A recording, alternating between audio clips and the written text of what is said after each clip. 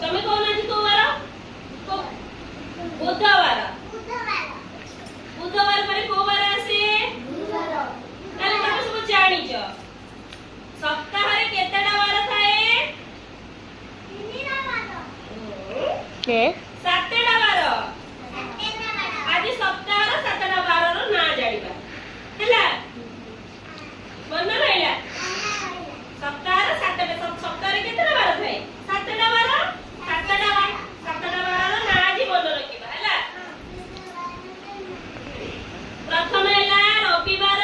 କୁହ ରବିବାର। ଶକ୍ତି କୁହ, ଚିନୁ କୁହ ରବିବାର। ସୋମବାର, ମଙ୍ଗଳବାର, ବୁଧବାର, ଗୁରୁବାର, ଶୁକ୍ରବାର, ତାପରେ ଶନିବାର। ଶନିବାର ସରିଲା ପରେ ପୁଣି କଣ ଆସିଲା? ରବିବାର। ରବିବାର କଣ? ସ୍କୁଲ ଛୁଟି ନା, ଆମେ ଖାଲି ଖେଳିବା ନା।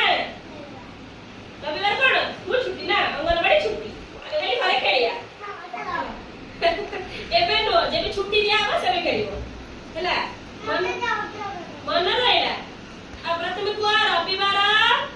ଗଣିବା, ଗଣିକି ମନେ ରଖିବା। ଏଠି ରବିବାର, ସୋମବାର, ମଙ୍ଗଳବାର, ବୁଧବାର, ଗୁରୁବାର, ଶୁକ୍ରବାର, ଶନିବାର। ମନେ ରହିଲା? ସରିଗଲା, ସପ୍ତାହରେ 7 ଦିନ ସରିଗଲା। ଏଇ 7 ଦିନକୁ ଆମେ ଗୋଟେ ଗୀତରେ ମନେ ରଖିବା। ଗୀତରେ ମନେ ରଖିବା। ଗୋଟେ ଗୀତ ଗାଇବା। ବୋଲ ବୋଲ, ସମସ୍ତେ ବୋଲିବ ହେଲା। ବୋଲ ରବି ପରେ ସୋମ, ରବି ପରେ